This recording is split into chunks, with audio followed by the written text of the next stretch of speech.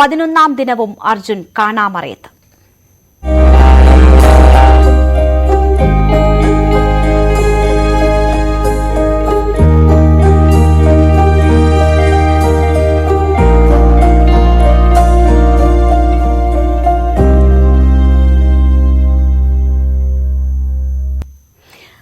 കർണാടകയിലെ ഷിരൂരിൽ അർജുനായുള്ള ഇന്നത്തെ തെരച്ചിൽ നിർത്തിവെച്ചു.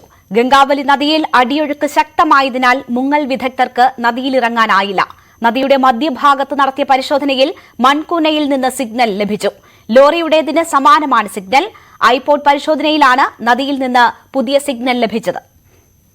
വിവരങ്ങളുമായി രഞ്ജിത്ത് രാമചന്ദ്രൻ ചേരുകയാണ് ന്യൂസ് ഡെസ്കിൽ നിന്ന്. രഞ്ജിത്ത്, ഇന്ന് വലിയ പ്രതീക്ഷയോടുകൂടി തുടങ്ങിയ തെരച്ചിൽ നിർത്തിവെക്കുമ്പോൾ നിരാശ തന്നെയാണ് ഫലം.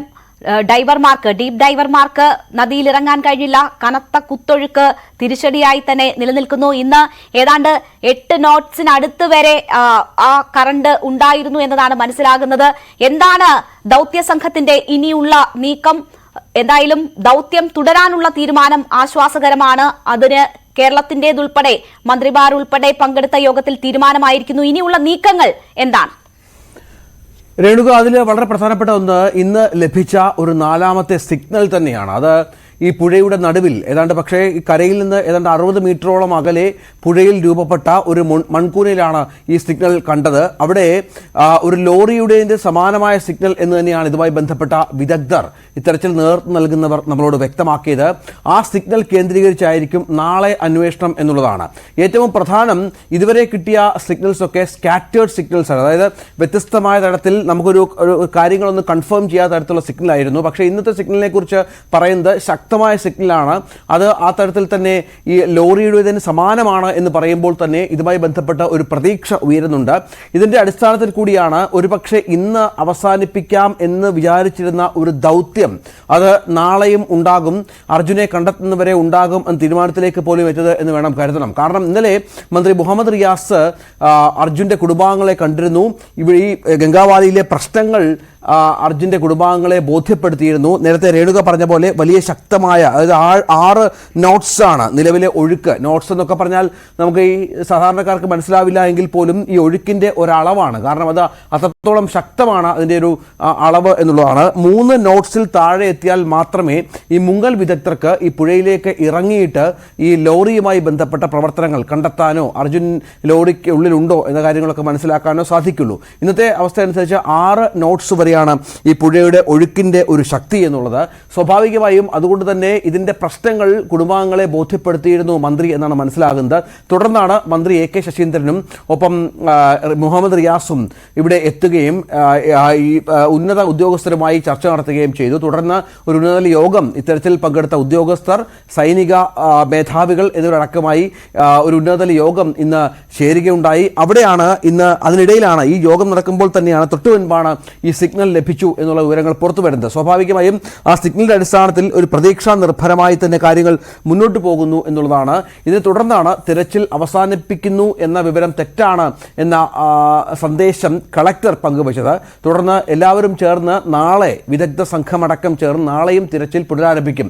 ഇന്ന് ഏതാണ്ട് 5:30 മണിയോടുകൂടി തിരച്ചിൽ അവസാനിപ്പിച്ചു.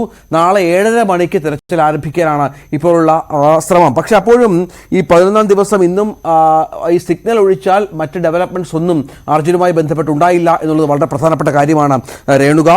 ഈ അർജുൻ സഞ്ചരിച്ച ട്രക്കിന്റെ ചിത്രം ഗംഗാവലി പുഴയിൽ ഡ്രോൺ പരിശോധന ലഭിച്ചു എന്ന് കാൻവാർ MLA സതീഷ് കൃഷ്ണ പറഞ്ഞതാണ് മറ്റൊരു പ്രധാനപ്പെട്ട കാര്യം. ഈ ചിത്രം ഇവരുടെ പക്കലുണ്ട് എന്ന് പറയുന്നുണ്ട്. ചരിഞ്ഞ നിലയിലാണ് ട്രക്ക് എന്നാണ് അദ്ദേഹം പറയുന്നത്. റഡാർ സോണൽ സിഗ്നലുകൾ കണ്ട സ്ഥലത്ത് നിന്ന് തന്നെയാണ് ഈ ട്രക്കിന്റെ സാന്നിധ്യം കണ്ടെത്തിയത് എന്നും പറയുന്നുണ്ട്. ഈ കനത്ത മഴയും പുഴയിലെ അടിയൊഴുക്കും ഈ രക്ഷാപ്രവർത്തനത്തിന് തടസ്സമായി നിൽക്കുന്നുണ്ട്. അതാണ് കാര്യങ്ങൾ എന്നുള്ളതാണ്. ഇന്നലെ ഈ ഉന്നതതല യോഗം നാളെയും തുടരും എന്നുള്ളതാണ്. നമുക്കറിയാം, നമ്മുടെ 2 മന്ത്രിമാർ, അതായത് മുഹമ്മദ് റിയാസും ഒപ്പം AK ശശീന്ദ്രനും ഈ സ്ഥലത്ത് ക്യാമ്പ് ചെയ്താണ് ഇപ്പോൾ രക്ഷാപ്രവർത്തനങ്ങൾ അവിടെ തുടരുകയാണ്. ആ ഒരു സമ്മർദ്ദം തന്നെയാണ്, കേരളത്തിന്റെ ആവശ്യം പരിഗണിച്ച് തന്നെയാണ് എന്തായാലും ഈ ദൗത്യം തുടരാനുള്ള നിർണായക തീരുമാനം ഇന്നത്തെ ഉന്നതതല യോഗത്തിൽ ഉണ്ടായതും. ഇവിടെ രഞ്ജിത്ത്, ഈ ലോറി സ്പോട്ട് ചെയ്യാനായിട്ടുണ്ട് എന്നതാണ് ഇതിന് ഏറ്റവും പ്രധാനപ്പെട്ട, ഈ ദൗത്യം തുടരുന്നതിലെ ഏറ്റവും വലിയ പ്രതീക്ഷയും അതുതന്നെയാണ്. പക്ഷേ തെർമൽ ഇമേജിംഗ് പരിശോധനയിൽ പുഴയ്ക്കടിയിലെ ലോറിയിൽ മനുഷ്യ സാന്നിധ്യം കണ്ടെത്താൻ കഴിഞ്ഞിട്ടില്ല. ഇന്നത്തെ പരിശോധനയിലും അതിന് സാധ്യമായിട്ടില്ല. അക്കാര്യം ഇന്ന് കളക്ടർ ആവർത്തിച്ച് പറയുകയും ചെയ്തു. ഇന്നലെ രാത്രി പരിശോധന നടത്താൻ തീരുമാനിച്ചിരുന്നു. രാത്രി ഉണ്ടാകുന്ന സാഹചര്യങ്ങൾ ഈ പരിശോധനയ്ക്ക് കൂടുതൽ കൃത്യത നൽകും എന്നതായിരുന്നു കരുതിയിരുന്നത്. പക്ഷേ പ്രതികൂലമായ കാലാവസ്ഥയായിരുന്നു രാത്രി ഉടനീളം ഉണ്ടായിരുന്നത്. അതുകൊണ്ട് ആ പരിശോധന നടന്നില്ല. ഇന്ന് വീണ്ടും പരിശോധന നടത്തിയപ്പോഴും അത്തരം ഒരു സാന്നിധ്യം കണ്ടെത്തിയിട്ടില്ല എന്നത് കളക്ടർ ആവർത്തിച്ച് പറയുകയാണ്. അത് ഒരു ആശങ്കയാകുന്നുണ്ടോ? ലോറി കണ്ടെത്തി ഈ സകല സംവിധാനങ്ങളും ഉപയോഗിച്ച് നാളെ ഇപ്പോൾ ഫ്ലോട്ടിംഗ് പ്ലാന്റൂൺ ഒക്കെ എത്തി അവിടെ ഡീപ് ഡൈവേഴ്സിന് ഇറങ്ങാനാകുന്ന സാഹചര്യം സൃഷ്ടിക്കാനാകുമെന്ന് കരുതുകയാണ്. അങ്ങനെ ഒരു സാഹചര്യം ഒരുങ്ങിയാലും ഈ ബോഡിയുടെ സാന്നിധ്യമില്ല എന്ന റിപ്പോർട്ടുകൾ തുടരെ വരുന്നത് ആശങ്കയാവുകയാണോ? ഈ ലോറി കണ്ടെത്തി എന്ന് തുടർച്ചയായി തന്നെ സ്ഥിരീകരിക്കുന്നുണ്ട് രേണുക. അപ്പോഴും ഈ തെർമൽ പരിശോധനയുണ്ട്. അതായത് ഒരു വെള്ളത്തിനുള്ളിൽ അല്ലെങ്കിൽ ലോറിക്കുള്ളിൽ മനുഷ്യനുണ്ട് എങ്കിൽ അത് മനസ്സിലാക്കാനുള്ള തെർമൽ പരിശോധനയുണ്ട്. അതിൽ വിജയം കണ്ടെത്തിയിട്ടില്ല എന്നത് ഇത് ബന്ധപ്പെട്ട ഒരു നിർണായകമാണ്. അതായത് അർജുൻ ഈ വെള്ളത്തിനടിയിൽ ഉണ്ടോ എന്ന കാര്യത്തിൽ ഒരു വ്യക്തത, ലോറിയുമായി ബന്ധപ്പെട്ട സ്ഥിരീകരണം ഉണ്ടായെങ്കിൽ പോലും അർജുൻ വെള്ളത്തിനടിയിൽ ഉണ്ടോ എന്ന കാര്യത്തിൽ ഒരു വ്യക്തത വന്നിട്ടില്ല എന്നത് വലിയൊരു പ്രശ്നമാണ് എന്നുള്ളതാണ്. നമുക്കറിയാം, ഈ നേവിക്ക് ഇറങ്ങാൻ സാധിക്കുന്നില്ല. ഒരുപക്ഷെ അവിടെ ഇറങ്ങി ഈ ലോറിയുടെ ഉൾവശം പരിശോധിച്ചിരുന്നു എങ്കിൽ ഈ പറഞ്ഞതുപോലെ അർജുന്റെ സാന്നിധ്യം അവിടെ ഉണ്ടോ ഇല്ലയോ എന്ന കാര്യത്തിൽ ഒരു വ്യക്തത വന്നേനെ എന്നുള്ളതാണ്. ഈ GPS വിവരങ്ങൾ പ്രകാരം അപകട സമയത്ത് ലോറിയുടെ എഞ്ചിൻ ഓൺ ആണ് എന്നുള്ള വിവരങ്ങൾ പുറത്തു വന്നിരുന്നു. ഇതാണ് അർജുൻ ലോറിക്കകത്തുണ്ട് എന്ന് കരുതാനുള്ള സാധ്യത എന്ന ആദ്യഘട്ടത്തിൽ അങ്ങനെ നമ്മൾ കരുതിയിരുന്നത്. പക്ഷേ ലോറി ഓഫാക്കാതെ പുറത്തിറങ്ങാനുള്ള സാധ്യതകൾ കൂടി ഇതുമായി ബന്ധപ്പെട്ടുണ്ട്. കാരണം ഇത്തരം വലിയ ഒരു പ്രവാഹം ഈ മണ്ണിടിച്ചിലൊക്കെ വരുമ്പോൾ അർജുൻ ഒരു പക്ഷേ രക്ഷപ്പെടാനുള്ള ഒരു ധൃതിയിൽ, രക്ഷപ്പെടാനുള്ള ഒരു വളരെ കഠിനമായ പരിശ്രമത്തിൽ ലോറി എഞ്ചിൻ ഓഫാക്കാതെ തന്നെ ഇറങ്ങാനുള്ള പശ്ചാത്തലമൊക്കെ ഇതിനോട് ചേർത്ത് വായിക്കുന്നുണ്ട്. അർജുൻ ലോറി നിർത്തി ചായക്കടയിലേക്ക് പോയപ്പോഴും മണ്ണിടിച്ചിലിനൊപ്പം വീഴാനുള്ള രണ്ടാമത് സാധ്യതയുണ്ട്. അതൊക്കെയാണ് പ്രധാനപ്പെട്ടത്. കാരണം അങ്ങനെയാണെങ്കിൽ ഈ ലോറിക്കുള്ളിൽ അർജുൻ ഉണ്ടാകാനുള്ള സാധ്യതയില്ല. ഈ പറഞ്ഞ പുഴയിൽ പോലും അർജുൻ ഉണ്ടാകാനുള്ള സാധ്യത ഉണ്ടാവില്ല.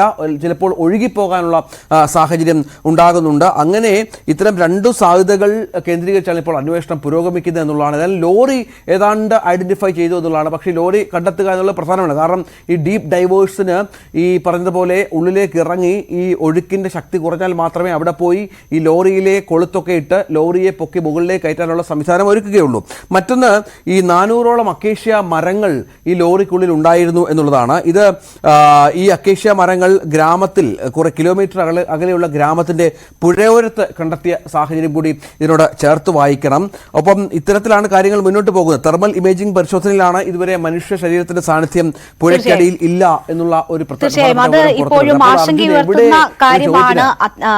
മനുഷ്യ ശരീരത്തിന്റെ സാന്നിധ്യം കണ്ടെത്താൻ കഴിയുന്നില്ല എന്നത്. ഒരുപക്ഷെ അപകടം നടന്ന സമയത്ത് ഈ ഡോർ ലോക്കാവും എന്ന് പറയുന്നു എങ്കിൽ പോലും ചില്ലുകൾ പൊട്ടിയിട്ടുണ്ടാകാം. ഒരുപക്ഷെ അങ്ങനെ പുറത്തേക്ക് വീണിട്ടുണ്ടാകുമോ അർജുൻ എന്ന ആശങ്കകൾ ഉണ്ട്. അങ്ങനെയാണെങ്കിൽ ഒഴുക്കിൽപ്പെട്ടിരിക്കാം. അങ്ങനെയുള്ളൊരു സാധ്യത ഇന്ന് കാർവാർ MLA സൂചിപ്പിക്കുകയും കൂടി ചെയ്ത സാഹചര്യമുണ്ട്. എന്തായാലും സാധ്യമായ നിലയിലൊക്കെ പരിശോധന തുടരാനും അർജുനെ കണ്ടെത്താനുള്ള ശ്രമങ്ങൾ തുടരാനും തന്നെയാണ് തീരുമാനം. തുടരുക രഞ്ജിത്ത്. ഇപ്പോൾ നമുക്കൊപ്പം അശ്വതി കൂടി ചേരുന്നുണ്ട്. കോഴിക്കോട്ടെ അർജുന്റെ ബന്ധുക്കളുമായി അശ്വതി ഇന്ന് സംസാരിച്ചിരുന്നു. അവരുടെ വീടിന് പരിസരത്ത് തന്നെയാണ് അശ്വതി ഉള്ളത്. ഇന്ന് അവരുമായി സംസാരിക്കുകയും അവരുടെ മാനസികാവസ്ഥയൊക്കെ എന്ത് എന്ന് മനസ്സിലാക്കാനുമൊക്കെ അശ്വതിക്ക് കഴിഞ്ഞിരുന്നതാണ്. അശ്വതി, 11ാം ദിനവും തെരച്ചിൽ നിർത്തിയിരിക്കുന്നു. പ്രതികൂല കാലാവസ്ഥ ഇപ്പോഴും തുടരുന്നു. ഡൈവേഴ്സിന് അടുത്തെത്താൻ കഴിഞ്ഞില്ല. മറ്റൊന്ന്, തെർമൽ ഇമേജിംഗ് പരിശോധനയിൽ വീണ്ടും മനുഷ്യ ശരീരത്തിന്റെ സാന്നിധ്യമില്ല എന്ന തരത്തിലുള്ള റിപ്പോർട്ടുകളൊക്കെയാണ് വരുന്നത്.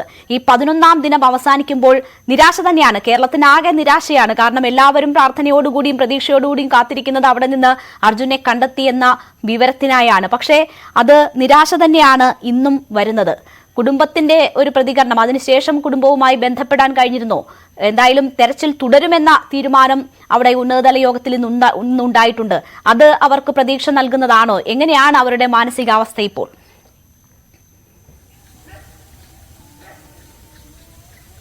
അതാണ് ആ വലിയ നിരാശയുടെ കേന്ദ്രം ഈ കോഴിക്കോട്ടെ അർജുന്റെ വീടാണ് എന്ന് നമുക്ക് പറയാൻ സാധിക്കും. അതിന് കാരണം മറ്റൊന്നുമല്ല, ഈ 11 ദിവസവും എങ്ങനെയെങ്കിലും അർജുനെ തിരിച്ചെത്തിക്കണമെന്ന അവരുടെ വലിയ ആഗ്രഹത്തിന് ഒരു പകൽ കൂടി അവസാനിക്കുമ്പോൾ അതിന് തീക്ഷ്ണത കുറഞ്ഞു വരുന്നു, അല്ലെങ്കിൽ പ്രതീക്ഷയുടെ അളവ് കുറഞ്ഞു വരുന്നു എന്നുള്ളതാണ്. ഇന്ന് നമ്മൾ അതിനുശേഷം ആ യോഗത്തിന് ശേഷവും അർജുന്റെ വീട്ടുകാരുമായി നമുക്ക് സംസാരിക്കാൻ സാധിച്ചു. അവർ ഇപ്പോഴും പ്രതീക്ഷയിലാണുള്ളത്. ആ പ്രതീക്ഷ ജീവനോടെ അർജുനെ ഇങ്ങോട്ടേക്ക് എത്തിക്കാൻ കഴിയുമെന്നോ, അവർക്ക് മകനെ തിരിച്ചു കിട്ടുമെന്നോ, ഭർത്താവിനെ തിരിച്ചു കിട്ടുമെന്നോ, ആ കുട്ടിക്ക് അച്ഛനെ കിട്ടുമെന്നോ ഒന്നുമല്ല. അർജുനെ അവസാനമായി ഇങ്ങോട്ടേക്ക് ഒന്ന് എത്തിക്കണം, അവനെ ഈ വീട്ടിലേക്ക് കൊണ്ടുവരണം. അതാണ് ഇപ്പോഴത്തെ അവരുടെ ആഗ്രഹം, അത് ജീവനോടെയോ അല്ലാതെയോ. പക്ഷെ അപ്പോഴും ഏറ്റവും പ്രതികൂലമായി നിൽക്കുന്ന കാലാവസ്ഥ അത് തന്നെയാണ്, വളരെ ബുദ്ധിമുട്ടാണ്.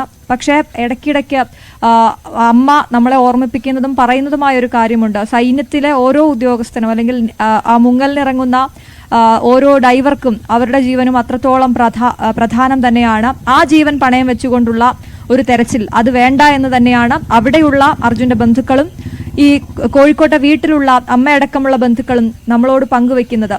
അതേസമയം ഏതെങ്കിലുമൊക്കെ രീതിയിലുള്ള തെരച്ചിൽ അവസാനിപ്പിക്കരുത്, തെരച്ചിൽ അവസാനിപ്പിക്കാൻ സാധ്യതയുണ്ട് എന്നൊക്കെയുള്ള പലതരത്തിലുള്ള റൂമേഴ്സ് ഒക്കെ അവരുടെ അടുത്തേക്കും ചെല്ലുന്നുണ്ട്. അപ്പോഴൊക്കെ അവരുമായി ബന്ധപ്പെടുമ്പോൾ അവരൊരു വലിയ നോ ആണ് ഇതിന് പറയുന്നത്. ഒരിക്കലും തെരച്ചിൽ അവസാനിപ്പിക്കരുത്, അർജുനെ കിട്ടുന്നത് വരെ തെരച്ചിൽ തുടരണം. അത് ഏത് രീതിയിൽ എന്നതൊന്നും അവർക്കറിയില്ല. പക്ഷെ അതിനായുള്ള മാർഗങ്ങളൊക്കെ അവർ ഈ കോഴിക്കോട്ടെ വീട്ടിലിരുന്നും തേടുന്നുണ്ട് എന്നുള്ളതിന് ഏറ്റവും വലിയ ഉദാഹരണമാണ് അർജുന്റെ സഹോദരി അഞ്ജു കുറച്ചു മണിക്കൂറുകൾക്ക് മുമ്പ് എന്നോട് സംസാരിച്ചപ്പോൾ പറഞ്ഞത്. ഇത്തരത്തിൽ ഈ മണ്ണിന് അല്ലെങ്കിൽ വെള്ളത്തിനടിയിലേക്ക് പോകാൻ കഴിയുന്ന, വെള്ളത്തിനടിയിൽ വജ്രങ്ങളൊക്കെ ഉണ്ടെന്ന് കണ്ടെത്തുന്ന മെഷീനുകളൊക്കെ ഉണ്ട്. അത്തരത്തിലുള്ള മെഷീനുകൾ ഉപയോഗിച്ചാൽ നമുക്ക് അർജുനെ കണ്ടെത്താനാകുമോ എന്ന് അവർ ചോദിക്കുന്നു. ആ രീതിയിൽ ഏതൊക്കെ രീതിയിൽ അർജുനെ തിരിച്ചെത്തിക്കാനാകുമെന്ന വലിയ ചിന്ത ഈ കോഴിക്കോട്ടെ വീട്ടിലും ഇവിടെ ഈ നാട്ടിലും ഈ നാട്ടുകാരും ഒക്കെ നടത്തുന്നുണ്ട് എന്നുള്ളത് എടുത്തു പറയേണ്ട കാര്യമാണ്. അവിടെ അന്വേഷണത്തിന്, അവിടെ തെരച്ചിലിന് ഒപ്പം നിൽക്കുന്ന ബന്ധുക്കളിൽ നിന്നും ഓരോ മണിക്കൂറിലും അല്ലെങ്കിൽ ഓരോ നിമിഷവുമുള്ള അപ്ഡേറ്റുകൾ അവർ അന്വേഷിക്കുന്നുണ്ട്. ഫോൺ വിളിച്ച് അവരോട് കാര്യങ്ങൾ അന്വേഷിക്കുന്നുണ്ട്, ചോദിക്കുന്നുണ്ട്. ആ അമ്മയും ഭാര്യയും 2 സഹോദരിമാരും കുഞ്ഞുമകനുമൊക്കെ ഇവിടെ അർജുനെ തിരിച്ചെത്തിക്കാനാകുമെന്ന പ്രതീക്ഷ കൈവിടുന്നില്ല ഇപ്പോഴും, ഈ 11ാം ദിവസം അവസാനിക്കുമ്പോഴും എന്നുള്ളതാണ് ഇവിടെ നിന്ന് തരാൻ കഴിയുന്ന വിവരങ്ങൾ. തീർച്ചയായും അശ്വതി, അവർ ഓരോ നിമിഷവും പ്രതീക്ഷയോടുകൂടി കാത്തിരിക്കുകയാണ്. ശിരൂരിൽ നിന്ന് അവർക്ക് അനുകൂലമായിട്ടുള്ള അവർ പ്രതീക്ഷിക്കുന്നത് അർജുനെ കണ്ടെത്തി എന്ന ഒരു വാർത്തയാണ്. ഏത് സാഹചര്യവും നേരിടാൻ മനസ്സ് പാകപ്പെടുത്തി അവർ കാത്തിരിക്കുകയാണ്. അശ്വതി, ഇന്ന് കളക്ടർ കാണുമ്പോഴും മാധ്യമങ്ങളെ കാണുമ്പോൾ പറഞ്ഞത് ഈ തെർമൽ ഇമേജിംഗ് പരിശോധനയിൽ ബോഡിയുടെ സാന്നിധ്യം കണ്ടെത്താൻ കഴിഞ്ഞിട്ടില്ല എന്നതാണ്. കഴിഞ്ഞ ദിവസത്തെ പരിശോധനയും അങ്ങനെ തന്നെയായിരുന്നു അതിന്റെ ഫലം. ആ ഒരു സാധ്യത കുടുംബം മുന്നിൽ കാണുന്നുണ്ടോ?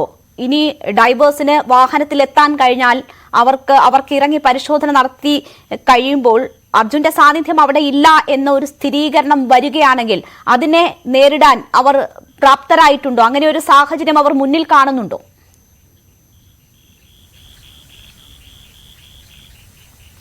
അതന്നെയാണ്, ഏത് സാഹചര്യത്തെ നേരിടാൻ അവർ സജ്ജമാണ്. അവരുടെ മനസ്സത്രത്തോളം കല്ലായി കഴിഞ്ഞു, മരവിച്ച അവസ്ഥയാണ്. ആ വീട്ടിലേക്ക് കയറി ചെല്ലുമ്പോൾ ഞാൻ നേരത്തെ ഒക്കെ പറഞ്ഞതുപോലെ ഒരു ബഹളമോ നിലവിളിയോ കരച്ചിലോ ഒന്നുമുള്ളതല്ല, ഒരു മരവിപ്പാണ് അവിടെ എല്ലാവർക്കും. പരസ്പരം അങ്ങോട്ടും ഇങ്ങോട്ടും സംസാരിക്കുന്നത് അർജുനെ എങ്ങനെ രക്ഷപ്പെടുത്താം, അർജുനെ എങ്ങനെ കണ്ടെത്താം എന്നുള്ള കാര്യങ്ങൾ മാത്രമാണ് അവിടെ സംസാരിക്കുന്നത്. അവിടേക്ക് നമ്മൾ കയറി ചെല്ലുമ്പോൾ നമ്മളോടും പറയുന്നത് ഇങ്ങനെയൊക്കെ ചെയ്താൽ നമുക്ക് രക്ഷിക്കാൻ കഴിയില്ലേ, ഇപ്പോൾ അവിടുത്തെ അപ്ഡേഷൻസ് ഇങ്ങനെയൊക്കെയാണ്, നിങ്ങൾക്ക് അതിൽ കൂടുതൽ എന്തെങ്കിലും വിവരം ലഭിച്ചിട്ടുണ്ടോ എന്നൊക്കെ നമ്മളോടുള്ള ചോദ്യങ്ങളാണ് വരുന്നത്. പക്ഷെ അവരൊന്നും പ്രതീക്ഷ അസ്തമിച്ചിട്ടില്ല അവരുടെ എന്ന രീതിയിൽ പെരുമാറുമ്പോൾ നമുക്കും കൂടുതൽ ഉത്തരവാദിത്വം വേണ്ടി വരുന്നു. നമ്മൾ അത്തരത്തിലുള്ള വിവരങ്ങൾ അവരോടും പങ്കുവെക്കാൻ തയ്യാറാവുകയാണ്. എടുത്തു പറഞ്ഞ ഒരു കാര്യം, ഇതിനകത്തേക്ക് എത്താൻ സാധിച്ചാൽ, ട്രക്കിനകത്തേക്ക് എത്താൻ സാധിച്ചാൽ അർജുൻ അവിടെ ഉണ്ടാകുമെന്ന ആ പ്രതീക്ഷ, അത് അവസാന പ്രതീക്ഷയാണ്. ആ പ്രതീക്ഷ അവരിപ്പോഴും വെക്കുന്നുണ്ട് എന്നുള്ളതാണ്. ആ ട്രക്കിനടുത്തേക്ക് എത്താൻ കഴിയുന്നില്ല എന്നുള്ളത് അത് പ്രതികൂല സാഹചര്യം. അവർ ആദ്യം മുതൽ ഈ വലിയ രീതിയിലുള്ള സൈബർ ബുള്ളിങ്ങിനൊക്കെ ഇരയായിരുന്നു. അമ്മയുടെ പ്രതികരണമൊക്കെ വേറെ രീതിയിൽ അതിനൊരു മറ്റൊരു മാനം നൽകിക്കൊണ്ട് സോഷ്യൽ മീഡിയയിലടക്കം വലിയ രീതിയിൽ പ്രചരിച്ചിരുന്നു. അക്കാര്യങ്ങളൊക്കെ അവർ പറയുന്നുണ്ട്. ആ കാര്യങ്ങൾ പറയുമ്പോഴും അതെല്ലാം മാറ്റി നിർത്തിക്കൊണ്ട് ഏറ്റവും പ്രാധാന്യം കൊടുക്കേണ്ടത് തെരച്ചിലിനാണ്. സൈന്യത്തെ അടക്കം തങ്ങൾ വിമർശിച്ചിട്ടില്ല. ഇപ്പോൾ ഫുൾ ഫ്ലഡ്ജ്ഡ് ആയിട്ടുള്ള ഒരു തെരച്ചിലാണ് നടക്കുന്നത്. ഇത് കുറച്ചുകൂടി നേരത്തെ നടത്തേണ്ടതായിരുന്നു എന്നുള്ള ഒരു ആശങ്ക അല്ലെങ്കിൽ ഒരു വ്യാകുലത, അവരുടെ ഒരു പരാതി, അത് അവർ ഇപ്പോഴും പറയുന്നുണ്ട് എന്നുള്ളതാണ്. തീർച്ചയായും അശ്വതിയാണ് അവിടെ നിന്നുമുള്ള വിവരങ്ങൾ നൽകിയത്. ഏതൊരു സാഹചര്യവും നേരിടാൻ, ഏതൊരു വാർത്തയെയും സാധ്യതയെയും നേരിടാൻ അവർ മനസ്സിനെ പാകപ്പെടുത്തിയിരിക്കുന്നു. അത്രമേൽ നീളുന്നതാണ് ഈ 11 ദിവസത്തെ അവരുടെ കാത്തിരിപ്പ് എന്ന് പറയുന്നത്. ദുരന്തമുണ്ടായി എന്ന് മനസ്സിലായ ആ നിമിഷം മുതൽ ആ കുടുംബം കടന്നു പോകുന്ന വേദന അത്രമാത്രം വലുതാണ്. മറ്റൊന്ന്, അപ്പോൾ പോലും ഒരു പ്രതീക്ഷ നൽകുന്നത് ഈ ദൗത്യം തുടരാനുള്ള തീരുമാനം ഉണ്ടായിട്ടുണ്ട് എന്നതാണ്. 11 ദിവസം ഇതേപോലെ നീളുന്ന ഒരു ദൗത്യം എന്നത് ഒരുപക്ഷെ രാജ്യചരിത്രത്തിൽ തന്നെ സമാനതകളില്ലാത്തതാണ്. അത്രമേൽ ആ ജീവന് വേണ്ടി ആളുകൾ പരിശ്രമിക്കുന്നു. അതിന്റെ ഫലമായി അധികൃതരും അവരുടെ ആ ദൗത്യം തുടരാനുള്ള തീരുമാനമാണ് എടുത്തിരിക്കുന്നത്. ഇന്ന് കാർവാർ MLA മാധ്യമങ്ങളോട് സംസാരിക്കുമ്പോൾ പറഞ്ഞത് കന്നഡക്കാരായ 2 പേരെ കാണാനില്ല.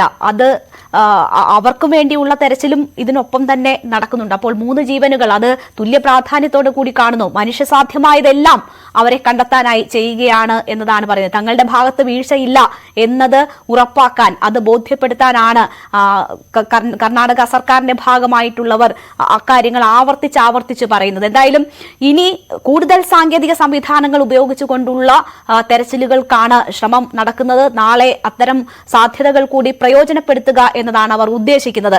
രഞ്ജിത്ത് തുടരുന്നുണ്ട്. രഞ്ജിത്ത്, ഈ ഫ്ലോട്ടിംഗ് പാന്റൂൺ കൊണ്ടുവന്ന് അവിടെ ഈ കുത്തൊഴുക്കുള്ള പുഴയിൽ നമ്മൾക്ക് ഏറ്റവും സാധ്യതയുള്ള സിഗ്നൽ കിട്ടിയ ആ ഭാഗത്ത് ഫ്ലോട്ടിംഗ് പാന്റൂൺ സ്ഥാപിച്ചുകൊണ്ട് ഡ്രൈവേഴ്സിന് അവിടെ നിന്ന് ഇതിലേക്ക് ഈ വാഹനമുണ്ട് എന്ന് കരുതുന്ന ഇടത്തേക്ക് എത്തിച്ചേരാൻ കഴിയുമോ?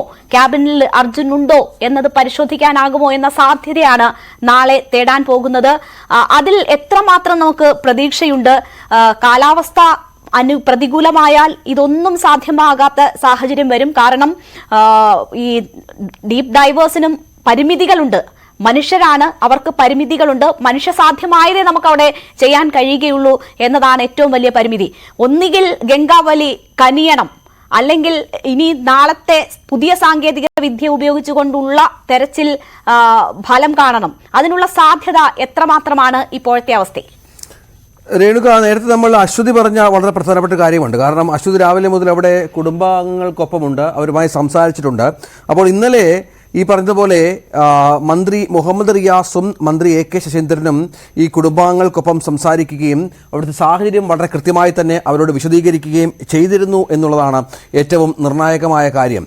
അവിടെയാണ് ഈ നേരത്തെ പറഞ്ഞതുപോലുള്ള ഡീപ്പ് ഡൈവേഴ്സ് ആണെങ്കിലും എത്രത്തോളം പ്രാഗൽഭ്യമുള്ളവരാണ് ഈ പുഴയിലേക്ക് ഇറങ്ങി ഈ സാങ്കേതിക സംവിധാനങ്ങളൊക്കെ ഉപയോഗിച്ച് ഈ അർജുനെ കണ്ടെത്താനാക്കാനുള്ള എല്ലാ സാങ്കേതിക വിദ്യകളും ഉള്ളവരാണെങ്കിൽ പോലും ഈ പുഴയുടെ ശക്തമായ ഒഴുക്ക് വലിയ തോതിൽ ഇതിനെ ബാധിക്കുന്നു എന്നുള്ളത് തന്നെയാണ്. അവിടെയാണ് നമ്മൾ പറഞ്ഞ നിലവിലുള്ള ഒഴുക്ക് 6 knots ആണ്. അത് ഇന്നലെ 8 knots വരെ എത്തിയിരുന്നു.